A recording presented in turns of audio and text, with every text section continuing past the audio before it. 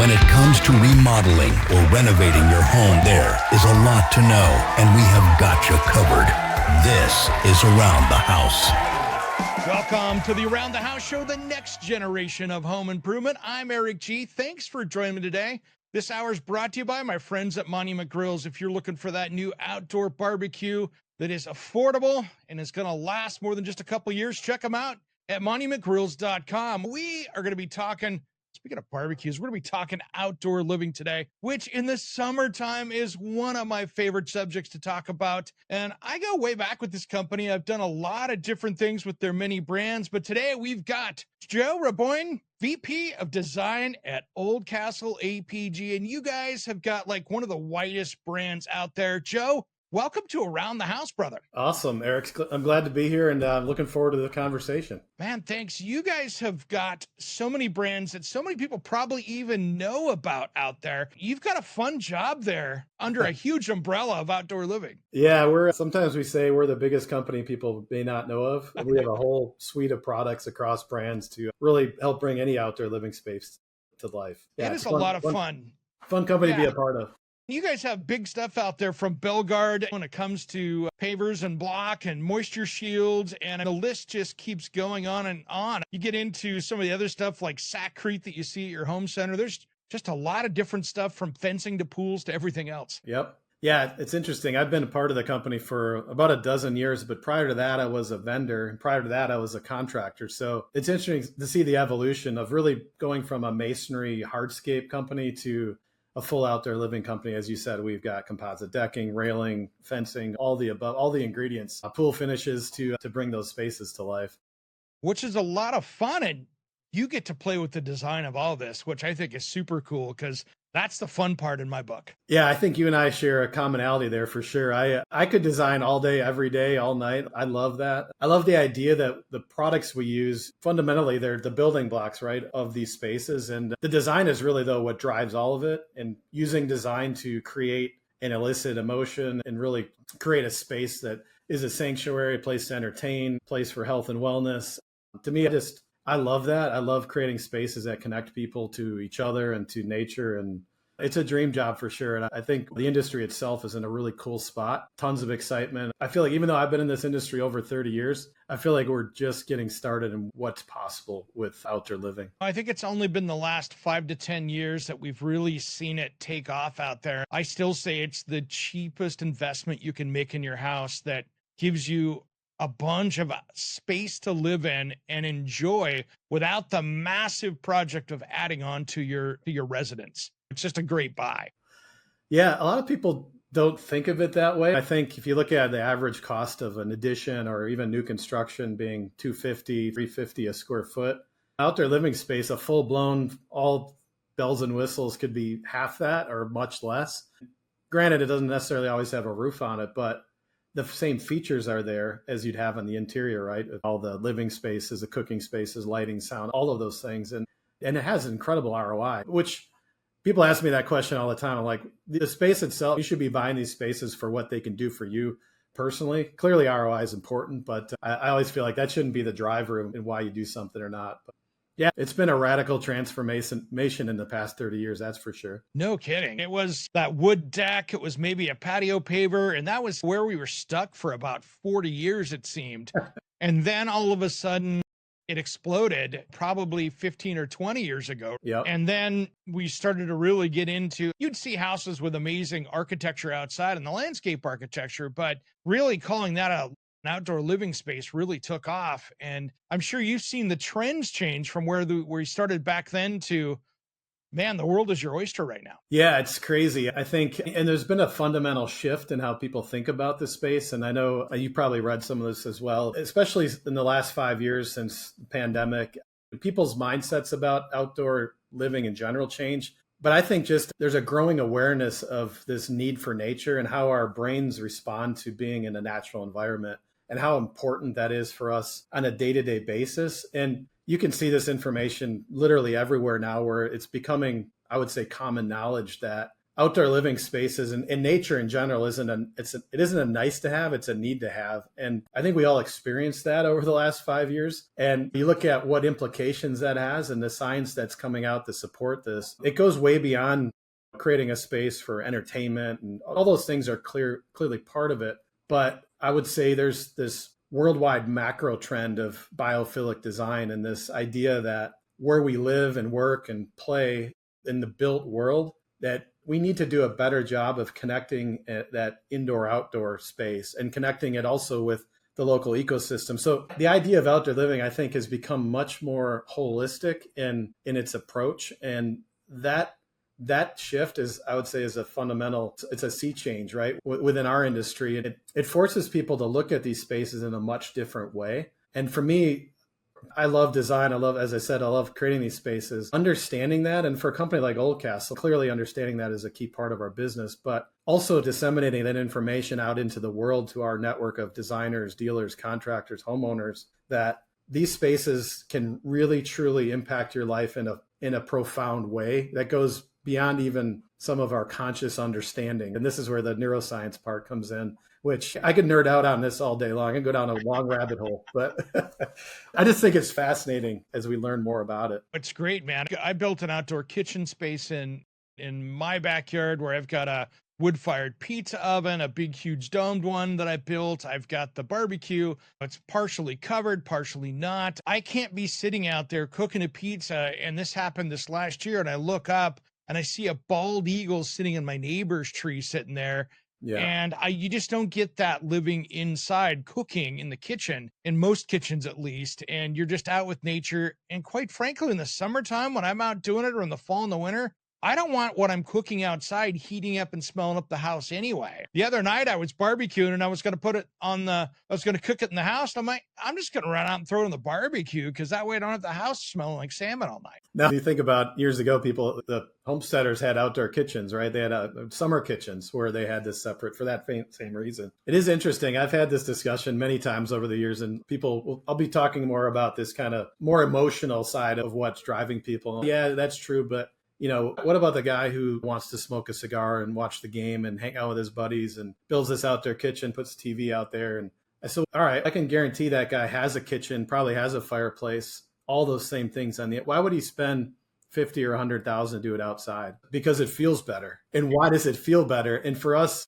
that's the question. Why are we so drawn to these outdoor spaces? And I think this is where the scientific community comes in. We're actually involved with several organizations that are studying this. And what's fascinating is it's not made up of just people from the industry. We're talking the medical community, psychiatrists, architects, artists, professors who study fractal geometry, neuroscientists who study how our brains react to subconscious stimuli. And it's absolutely stunning how this data is showing us that, number one, we have an incredible nature deficit in this country and really the built world. The average American spends, if we're lucky, 20, 30 minutes a day outside, and we're spending 6, 7, 8 hours on screens, right? And so we see this direct correlation between stress, anxiety, depression, and screen time. And the irony of this is I love technology. I design all day, but it doesn't take long. Like, we all just know it. When you go outside and you go for a walk, or within minutes, you just decompress and you don't even have to do anything. You're just naturally more relaxed. And so that's really the fundamental driver, we believe, of why people want these space. But I think it's up to us to draw that out and also educate them on the benefits of it. It's funny. I put a TV outside in my area, but what I found is I stream music video channels like it's the 80s on MTV. So when I'm outside, I'm not watching some series television show. I got music in the background like it's music. And if I want to look up and see what that band's doing, they're up there. And then these days, my little hack for that is I don't go out and spend $4,000 on outdoor TV. Since it's covered, I just recycle my TV that I took out of the living room 2 years ago when I upgraded, and I throw it out there. And when I'm done, I go recycle it. It's kind of like the last of life for it. It's been outside for 4 years and it's done great. Yeah. It's durable enough. Yeah, no, it's true. And they're inexpensive enough today too, that a lot of people are doing that. You don't need the big weatherproof TV. You need to keep it covered from the weather, but they'll last a long time if you take care of them. That's for sure. Sure, if I get blowing snow or something weird that could get in there, I just go out and throw some garbage bags and some gaff tape around it. It's good to go, and then I take it down again. It'll be fine. If for $4,000 difference, I can sure do that. But there's so many great values when you get outside and start designing, from the technology that goes into products. We had our redwood and cedar and southern yellow pine decks going across the country into what was the first generations of composites. And then, heck, I've got Moisture Shield decking on my deck, which is an Oldcastle brand. And when I go walking across it with bare feet, my wood deck that's on the side is actually hotter than the composite deck, which is exactly the opposite if it was another decking product. So it's amazing how technology is starting to really step in, and Moisture Shield's nothing new with that reflective heat technology. Yeah, it's interesting. You're right. All of this continues to evolve. And when you talk to people, like you're in landscaping out there living, oh, you guys are the brick guys. So the foundational products haven't necessarily changed from the ingredient level, but the technology certainly has, with different finishes and aesthetics, with textures, color, heat reflecting technology, recycled content. We are right in line, I would say, with what's going on in the digital age, especially when it comes to design and all the other things that bring those spaces to life. So that to me is what's exciting. It is absolutely exponentially growing. And as outdoor living right now is right on par with, it's either number 1, 2, maybe 3, depending on who's doing the research, of spaces people want, which I think speaks volumes. Where forever it was kitchens and used to be rec rooms, and it's always shifting, but you can see how people are prioritizing it, which I think is fascinating. It is. And I think people get out there and they go, wow, I've got this blank slate of a house. Maybe they've got a builder special where they've got that little concrete pad out back off the patio slider coming off the dining room kitchen or whatever. And they've got this massive dream. And my first thing I tell people when they're looking at this is, I think the biggest mistake that I see people make is not the proper planning or bringing in the design professionals to actually get you the game plan before you get started. It's like building a house without a blueprint. If you don't have it, you're going to be in trouble. Yeah, I use the same analogy. I also use the car analogy. I said, can you imagine if you wanted to go buy a car, but you had to you show up and ask a mechanic to put a bunch of pieces together and make something? I said, that's basically what happens a lot. And people were like, yeah, it's expensive. You're going to recoup that 10 times over if you're doing a larger project to get a quality design, make sure you plan all those things. And there's a lot of insights that the designers have, right? That, they're seeing more projects, they're pulling data from wherever that you don't always get. So I absolutely always say you should invest on that front end. And even if I tell contractors, you might be the best installer in the world, but a poorly designed project will still be a poorly designed project. And no matter how good you install it, just is, right? Yeah. And there's nothing more frustrating for the end user, homeowner, or whoever else that now has to tear up part of their paver patio, take apart part of their deck, and bring heavy equipment into the finished backyard because they want to put gas for the fire pit. I actually just ran into this problem today. I get pulled into lots of projects, as you'd imagine, with my background, but same thing, right? It's just a lot of times too, people don't have the budget. So they're like, I'm just going to do this. I'm just going to do the pool for now and do this later. If you don't plan for it all at the beginning, it's going to cost you way more over the long term because you did for that exact reason, right? Where you're not thinking about utilities or foundations or access or all the above. And you just made everything way more complicated for the next guy that's showing up. Think about all the electrical you have to put in back there with dedicated circuits. And if you're putting a pool, that's one thing. If you got a hot tub, another. But you could have 3 or 4 circuits in an outdoor living space out there if you're not careful by the time you put appliances and everything else in. You need to, that should be your first step, is planning where that stuff goes. That way you've got it torn apart once and you can build from there. Well, yeah, and you can do things like you said, where you stub a gas line in, or maybe you put in a foundation for a kitchen, but you're going to cover it with a planter until you're ready to build it. Or a lot of ways to create efficiency if you think through it on the front end.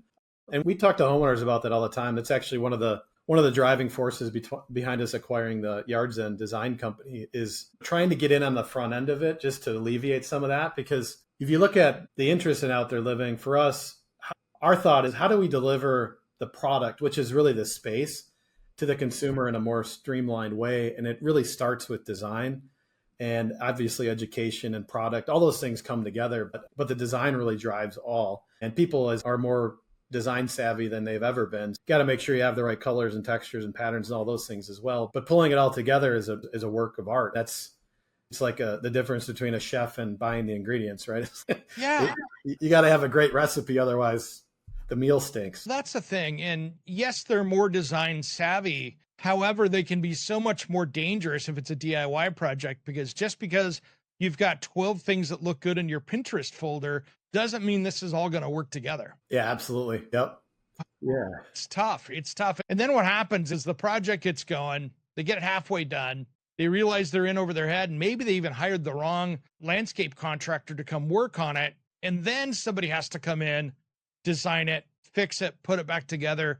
Yeah. And it's never less money. Yeah. And it's tough too, because unlike, I would say, building a home where people are used to that and there's a pretty consistent process, outdoor living in many markets is still, I would say, somewhat unregulated. And there are very few what I would call outdoor living general contractors. So even though you might have the design, a big challenge for us is also finding ways to streamline it, where as you might have 10 GCs or 10 subcontractors on a project, plumber, electrician, mason, pool guy, all those different facets of the trades.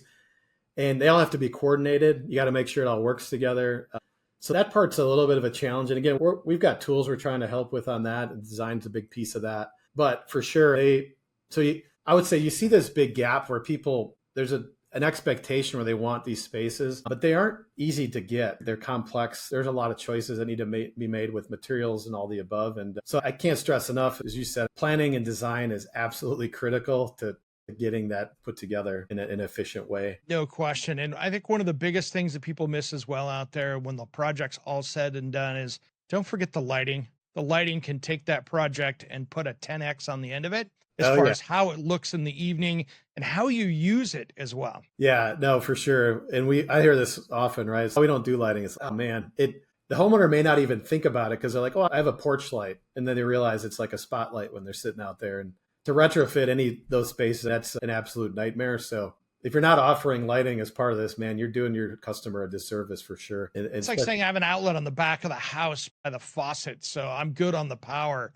Yeah, exactly. No one's putting power strips outside to run their outdoor living. You have to deal with it all at once. And again, it's so easy to run cable when the landscapers are out there working on stuff before they have all the stuff in. So you're not digging stuff up, tunneling under edging, whatever you're doing. Yeah. Just do it on the front end as part of the plan. And it's so much easier than to make it a weekend project or having a professional out for a week doing it when you're trying to get it done correctly. Yeah. And I think the other thing I like to talk to designers about, or contractors as well, is you need to do a lot more on the front end with asking questions. Things like how many people will use in this space? How often will you use it? What are you trying to accomplish with the space? And then even dig into what type of furniture are you envisioning? Like people might be thinking, I want a big deep seating sectional and I want a farm table that seats 12. And yeah, you go through the whole thing and then someone designs it and can only put a bistro table there. I've seen this happen so many times. So you have to understand what they're thinking, or at least ask the question. And if they don't know, dig into it a little bit, because it'll ultimately drive what that project will look like and how it'll be sized and shaped and all that.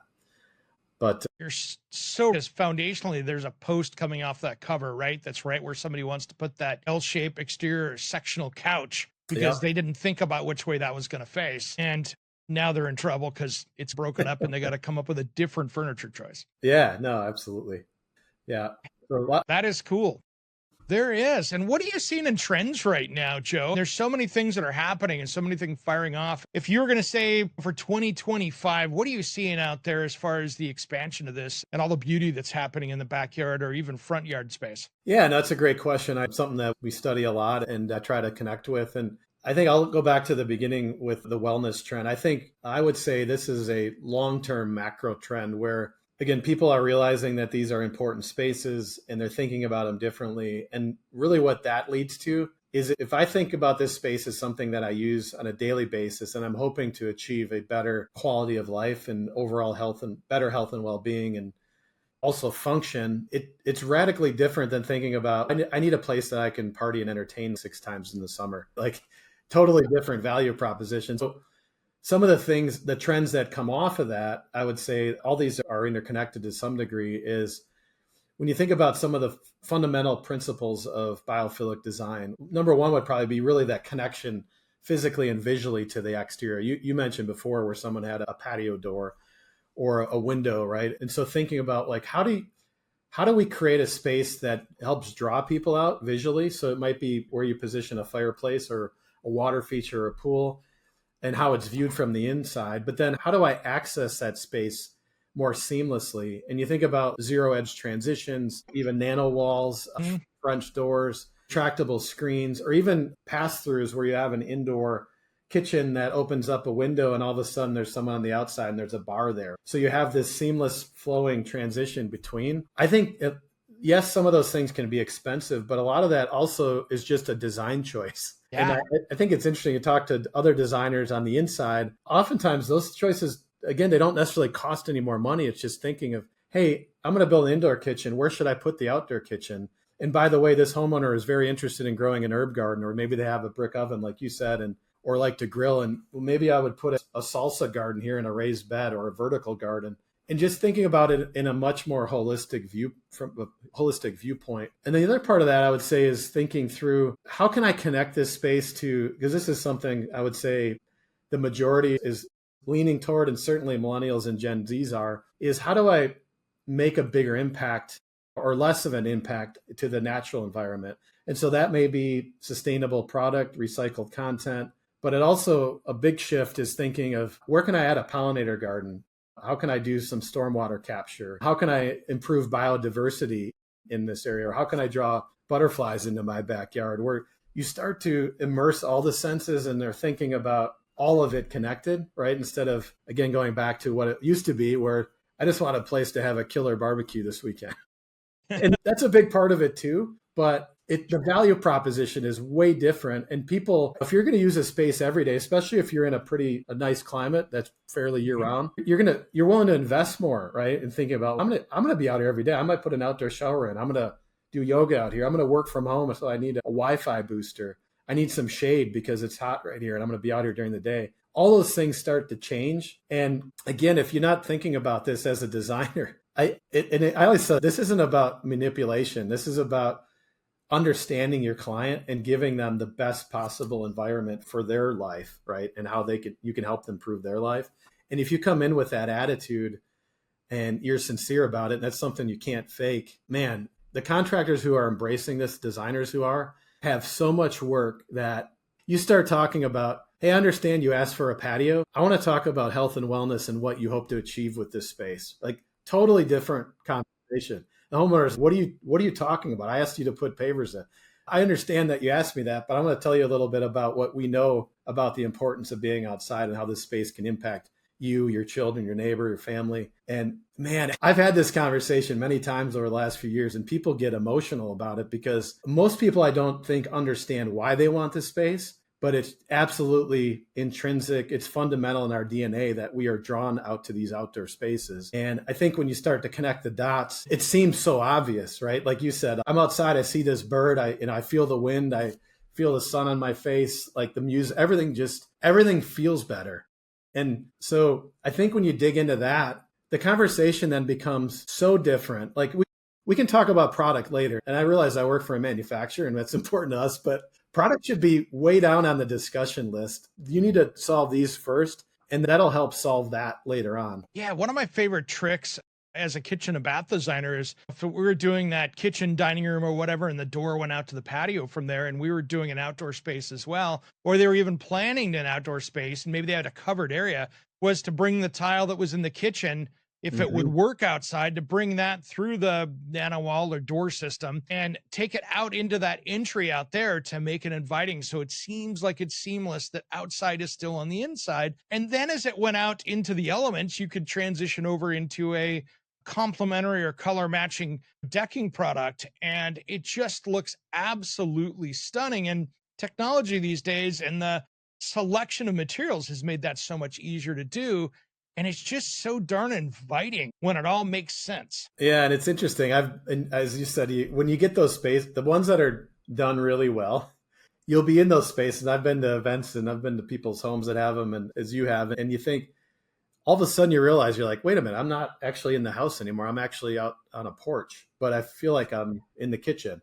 And those, like that blurring of the lines is really, think about how engaging that is. Or if you're in the house, you're like, what is going on out there? And it pulls people out of there. gets us off our screens, off our devices, and we're out engaging with the natural world, having conversations, food, and all of the above. It's really what life is about at the end of the day, is trying to create a space that fosters those types of interactions, which I think is what's driving people to want these types of spaces. It's funny, I'm in the Pacific Northwest, so we have some winters that are less than desirable at times to be hanging out outside, but it could be 50 degrees outside. And if I've got a dinner party at my house and I'm outside cooking pizzas, for instance, all of a sudden, 3/4 of the people at 10 o'clock at night are standing outside with their jackets on They're in front huddled of the around it. heaters, hanging out. And Yeah. they could be inside where everything else is going on, but everybody just tends to gather outside, almost like you see when you have a dinner party and people are in the kitchen. They tend to go around that as well. And so people really like to be where the action is. And if you're using that outdoor space correctly, you've just now doubled or tripled the size of the people you can have over because you've got the space to do it. Yeah, we are absolutely drawn to the elements, fire, water, the music, all of those things. And again, you start to pull up some of the science behind this, and it's fascinating. I was reading something the other day and was talking about how when we stare into a fire, it triggers the production of stem cells in our body. And it's instantaneous. And so it literally is like a magnet for humans.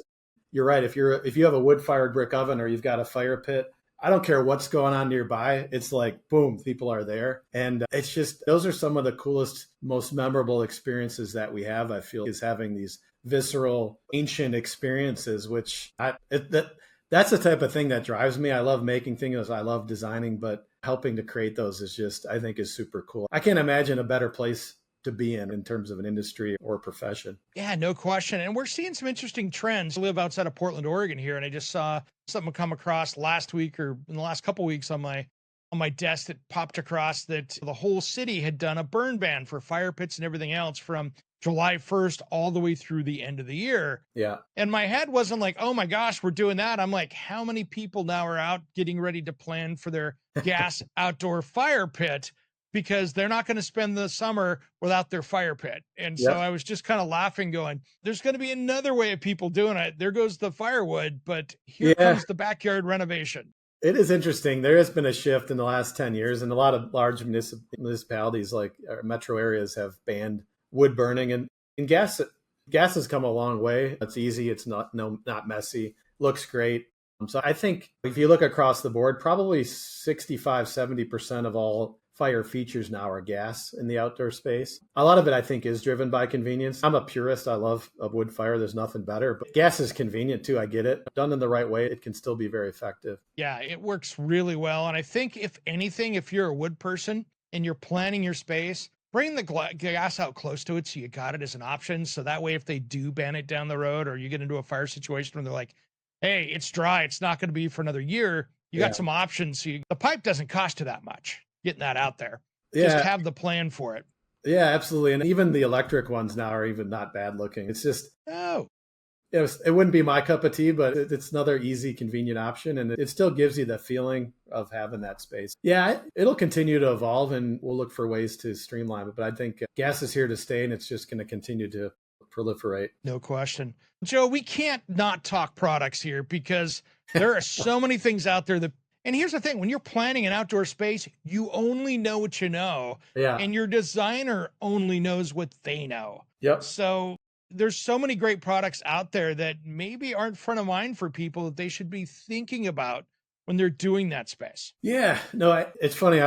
I get prodded often at work. Hey, man, I get you're passionate about this other stuff, but we have to still sell some things. They're all related, right? So I'll take Belgard, for instance, and what we've done and what we're doing with the hardscapes, right? So you look at, obviously, there's a whole price continuum, and we do projects all the way from bags of aggregate, right, that someone may drop down and build a fire on, all the way up to $1 million projects that are outdoor spaces.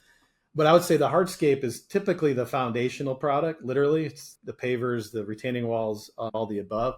And what we've done over the last few years to make things easier is we've actually replatformed our pavers to be all modular, so they all work together. They're all based on a 3x3 inch increment, 60 millimeters thick, and you can mix and match and create patterns, and you have these consistent patterns. So what that does is just streamlines things instantly, where you don't have to relearn patterns and whatnot. But from a designer's perspective, like we can create literally any type of pattern that you want, even some of the geometric patterns that have been around for millennia. So it's also helped us introduce new textures. So a lot of the organic kind of natural textures that are fundamental for biophilic design, things like tooled, almost artisan style, things like textiles, really inspiration drawn from nature. We're doing more of that. We're doing more with color.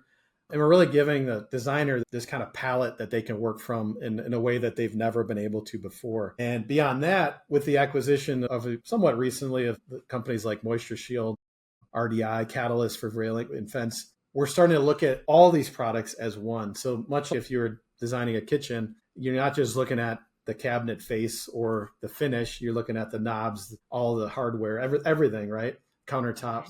And now we're looking at outdoor space that way, where it's actually forcing the way that we design product to radically change. So it's pretty cool because, again, that's how people buy things, right? If you go buy furniture, you want to see it accessorized, put in a room. What's the wall color? What's the rug look like? This is the same idea, but with outdoor products. So it's super exciting to be on the, I would say, forefront of that, of just how do we take what we have as a manufacturer and all this information we have and boil it down and package it up in a way that the design community and the homeowners can look at it and go, oh, that makes a lot of sense.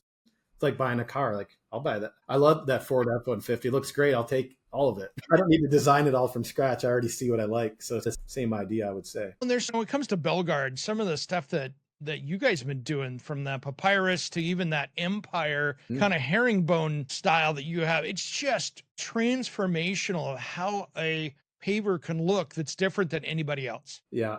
Yeah, I always say it's funny. Thank you, by the way. A paver is like a machine, is like a big Play-Doh machine. You can literally make anything. It's just a media, right? Mm-hmm. Where the nuances come in terms of it's the color. We do things with face mix or Durafusion, as we call it, different cleaning and sealing techniques post-process. So it's really taking that raw product and creating something that's unique and cool and is flexible. And so some of the things like papyrus is a good example where, again, we're playing around with textures that historically you never would have seen in a concrete paver. And quite frankly, you never see them in natural stone either. It's a completely new approach. And so we're things like textiles, it literally is endless. There are textures everywhere. So we're trying to draw inspiration from the natural world and try to implement some of those textures as well. It's funny, when the first time I saw a picture of papyrus, I went, is Belgard getting into tile? What's going on there? And that's a compliment. But I was like, wow, that's a whole different look. And it's so amazing to think of what you can do when you jump down that rabbit hole of, okay, let's throw away what many people think of a traditional paver and go a different direction. Yeah, and I think it's interesting. So I think there's two kind of dichotomies happening with design. And on one hand, for outdoor design, and really I think everything, is people are leaning much more modern and modular and more transitional, right? Most people aren't still willing to make the full jump, the full modern minimalist, but somewhere in between. But you're seeing this big resurgence, I would say, also that obviously kitchens and baths is where you're seeing it first, is people are playing with color and pattern and texture in rich hues and greens and warm tones and really getting really creative. And I think that's cool because I think that is going to translate to the outside as well, where people will feel more adventurous to do things maybe where in the past they're like, you know what, just give me a 3-piece ashlar slate texture and I'm good. I think they'll start playing around with pattern much more, and you start thinking of a color, pattern, texture, man, you can do some really cool stuff if you're open to it. So I hope that's where we're going because it feels like that's where we're at. I guarantee, I think we are right there. I mean, if you think about where we were at here recently, the last probably started here 4 or 5 years ago, design wise, and we're seeing it in the mainstream now, but we were in the, how many different versions of gray and white and black can we put together with some textures? And thanks Chip and Joanna, but we did that to death.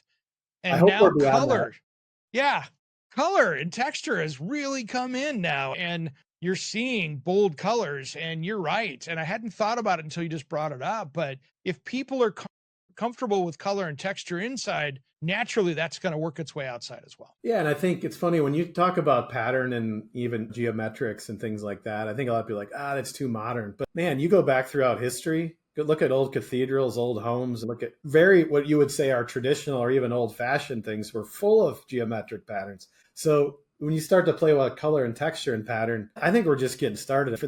I love this stuff. And I hope, look, I'm a fan of large format, clean lines, minimalism too. There's a place for that. But I think, again, and this is what's interesting about this science behind it. Our brains are actually hardwired for geometry and beauty. And that comes from the building blocks of fractal patterns in nature. And so there are things that we can do with pattern that elicit the similar feelings that we would get when we're in a natural space. And so I think the design community is just starting to understand that, and it'll have implications that go beyond what we're talking about today. But as we move into the future, I just think it's cool. And I'm really happy to see that people are much more adventurous, it seems, than they have been in the past to experiment with that stuff. Well, yeah, absolutely. I had a question on product for you. Is Catalyst something that's new for you guys with your fencing, or is that something that I just missed? No, so this past year at the Builders Show, we unveiled Catalyst, and Catalyst is a new brand. Prior to that, we had, I don't even know how many, a lot of different brands. They were all over the place with our metal fencing and composites and vinyl and all those things. And it was very confusing. It was even confusing for me, and I work here. And so the thought was, how can we simplify this? Because again, in the minds of the consumer, it's a fence, right? Just show me what you have for fences. I don't want to navigate all this other stuff. And so that was really, no pun intended, the catalyst behind Catalyst is to let's just make this easy and easy to understand. And it's been, I know for me, it's been a lifesaver to just navigate what we have from a design perspective. But for the consumer, it's made their lives easier as well. And again, you can see this kind of connection starting to happen between our other brands. And looking at Catalyst, for instance, there's a rotomolded wood grain product called Breckenridge that has this kind of wood, almost like a vertical wood grain, right? We're trying to think, how do those colors impact what we're doing with walls and pavers? And we got to make sure that they make sense together. Otherwise, people are like, I don't know, I need to see a sample. And so it's just prior to us coming together and acquiring these companies, we wouldn't have asked that probably. We would have just been like, I don't care, figure it out yourself. But so those kind of things, again, I think are leading to this streamlined design-driven approach. Yeah, I have to admit, and this is going to sound like some self-help group here, but I was an early adopter of another brand's composite decking fencing Trex. And you don't have to say it. Oh, you did say it. That's a good. I did say it. Holy smokes. And my parents live in Eastern Washington. My mom's there now, and that aged like milk. Yeah. It didn't work well. Yeah. And I'm going to have to go over there and redo their fence one of these days because they get a lot of heat. They're in desert, so it's almost like desert Southwest as far as climate in the summertime. And it has drooped and dragged just like any other. That was so original. That was the original kind of wood fiber plastic composite, which no one is making products like that anymore because for that very reason. So again, that was an early attempt, and wow, there's a reason why they didn't make that anymore.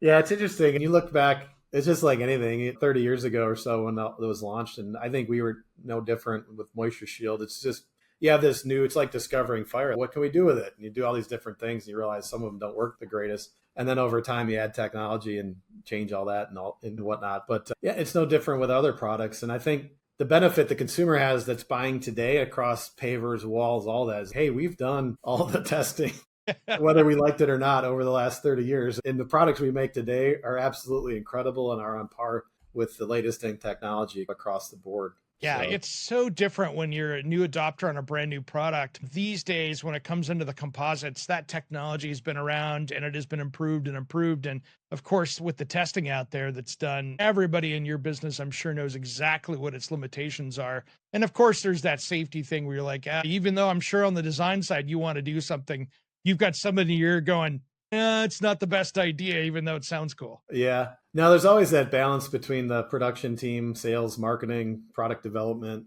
You want to push the boundaries, but you want to be first, but you got to make sure it's going to last and work well. And we're no different than anybody else in that regard. And we do our best to try and launch products that we know are going to last and will be low maintenance. And I would say the good thing, and this is something, when you're working with a company like us that's so big and has such a footprint, like we're not going anywhere. And if there's a problem, I guarantee we will take care of it no matter what. And that's something that we really, truly hang our hats on and are proud of. Yeah. And I tell you what, I mean, I've got that. I've had probably 4 years or so, 5 years on my Moisture Shield decking, and that stuff looks as good as it did the day I put it down. And the cool thing with it is I have weather. I could have 1.5 inches of freezing rain on it. I've had tree branches come out from trees that are 100 feet up and 117-degree days when we had that thing about 3 years ago on it, and Yeah. 2 big dogs, and Yep. it still looks good. So it's amazing how well stuff these days, when it comes into composites and things like that, how it holds up and how it delivers, and very impressive. Yeah, we have a new product called Stratos, which is actually capable. It's 40% lighter and you can span on 2-foot center.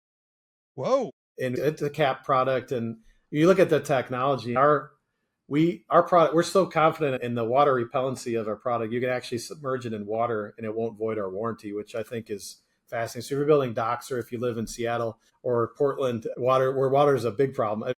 Where I live, we get 70 inches a year up in North Georgia. So if it doesn't withstand water, man, you got some problems. But then heat's the other big part, right? With temperatures in certain states going up, man, you got to think about that. If you get the wrong color, it doesn't have heat repellency, you literally can scorch your feet or your pet's feet, which is not good. Even worse. Yeah, it's worse. So lots to consider, but it's good to see the technology's kept up and we're solving those problems. And like I said, there are more options than ever to create a low maintenance, beautiful space than ever before in the colors and palettes that you want, which is pretty cool. Yeah, that is cool. Before we run out of time, what other brands of stuff are hot right now that you guys, we could sit here for another 2 hours and do a Joe Rogan style thing and talk about product, but just because it's a mile deep, Yeah. I'd be on page 2 of the list of things that we could be talking about. But yeah, you guys have the whole outdoor space covered, which is cool. But what are some of the other leading stuff that you guys are doing, just to touch on a few cool top points there? Yeah, when we look at what's interesting, again, if you go back to our history, it was primarily hardscape masonry. Now that we're in all the other pieces, the reality is, and this is what led to a lot of this, is most projects they may have a deck on part of it. They may have a stone wall, natural stone steps, all the above. But a lot of these projects, people, from a design perspective, they also really prefer, I would say, mixed materials. And so, number one, we're making sure, as I mentioned, that all these products kind of work together and that we're thinking about color palettes and design and shape and all that, texture, all that kind of holistically. But we're also looking at solutions that, for instance, there's a product called InstaDeck, which is a revolutionary product. It's actually designed, it's the same thickness as a paver. It's designed to be laid on the same substrate, same base prep as a paver would be. So the cool part about that is you can now get a grade flush level deck look, right, at grade level. And you can even use it around a pool where it's technically permeable because the water would flow through the joints, the spacers. But you can mix and match pavers as well. So you can bring that look of that deck right down into the landscape. And if you want to, you can blend it with pavers and create patterns and whatnot.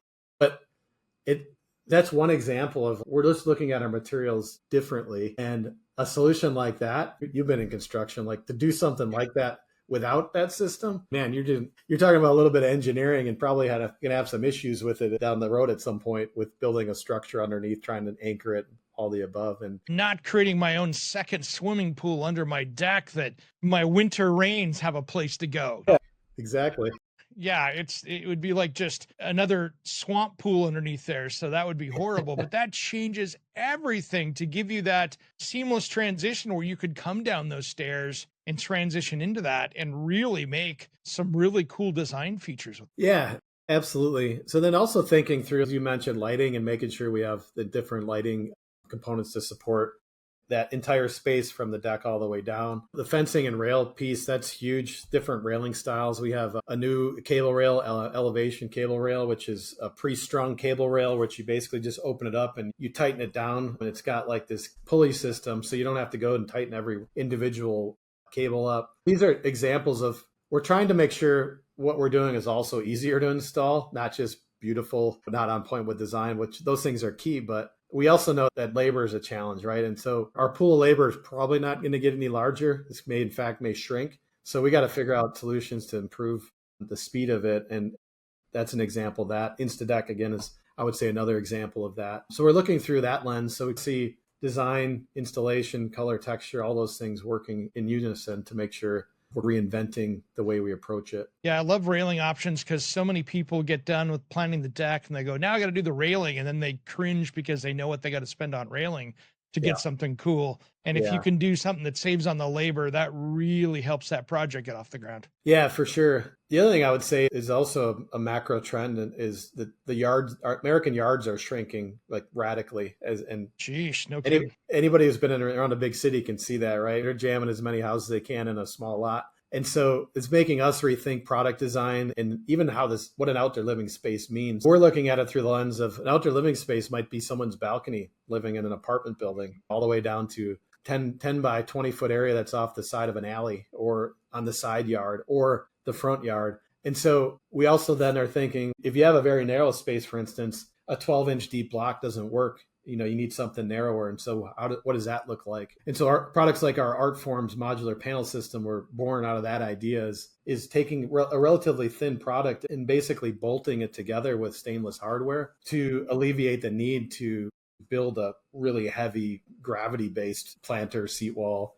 bench, kitchen, that type of thing. So all these things cross over. Yeah, I mean, just stepping back, going, what does an outdoor living space consist of? Where are they at? We also see a big shift towards multifamily. People live in multifamily, whether condos or apartment complexes, still want an outdoor living space, right? So those are more community oriented, but it really does affect product design and overall design. And we're looking consistently through that lens, as well as the commercial piece. Yeah, it's interesting. And to jump on that, my girlfriend's got a beautiful townhouse and it's 72 inches of depth off the back wall back there of space. It's nice and wide. There's a lot of space there, but there's a 6-foot fence that you're in a box. So design wise, how do you make this look stunning with a limit of space and access? Yeah, no, that's for sure. That's exactly where we're at. And it's funny because I think even a lot of the contracting and design community will just write off certain areas like that. Well, they don't have the half-acre, 1-acre lot that we were used to.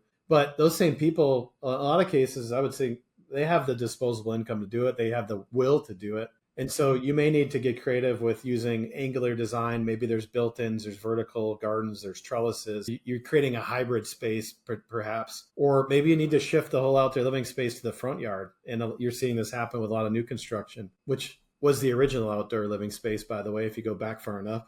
Was the front yard. But it's interesting because I think you can still achieve a lot in a very small space. And I relate it back to indoor. If you imagine, if I had a 10 by 12 foot dining room, for instance, like that's a pretty decent sized dining room, right? But a lot of people in their mind, they're like, I don't have enough space when they have a detached garage. And you actually measure it. It's 25 feet from the house and the lot's 50 feet wide. And you're like, you realize you've got over 1,000 square feet back here. And they don't, because they're thinking in their mind of this big, beautiful, expansive yard. But when you start designing it, you're like, wow, I can really do a lot in this space. So part of it is on us, I think, to inspire and show people that through our marketing, through some of the design tools we have, through our companies like Yards. And we're doing that. But I think it's just a shifting mindset of how do we meet the consumer where they're at today with the current trends that are happening with construction overall. And that's a big one that we're focused on. Man, no kidding. And it's so amazing when people get the chance to rethink. And again, that's where bringing that professional is, because sometimes as homeowners and even as contractors that are just out there that are maybe doing that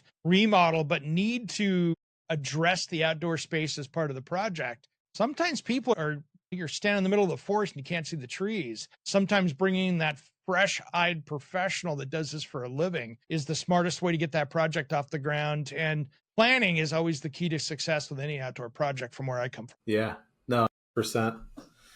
Joe, what have we not missed? Because we're running out of time. What have we not talked on here? What have we missed? Again, we could go for hours and go down some pretty deep rabbit holes, but what else have we not talked about real quick as we wrap this up? Yeah, we covered a lot of ground, literally.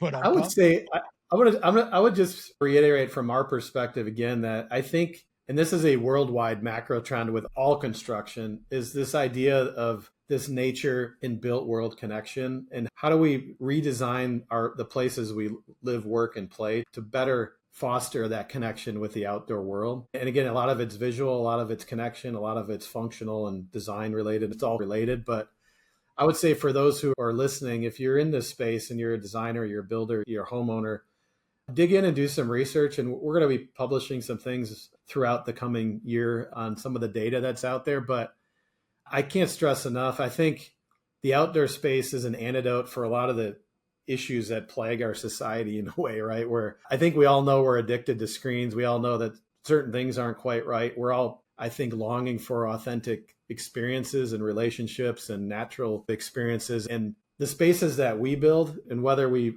really understand it or not, are creating a vehicle for people to have those experiences. And so if you start from there, man, I just think the whole narrative changes. And I only see upside from this point on for our industry and even beyond. And so I think understanding that, learning that, and then sharing that with your clients is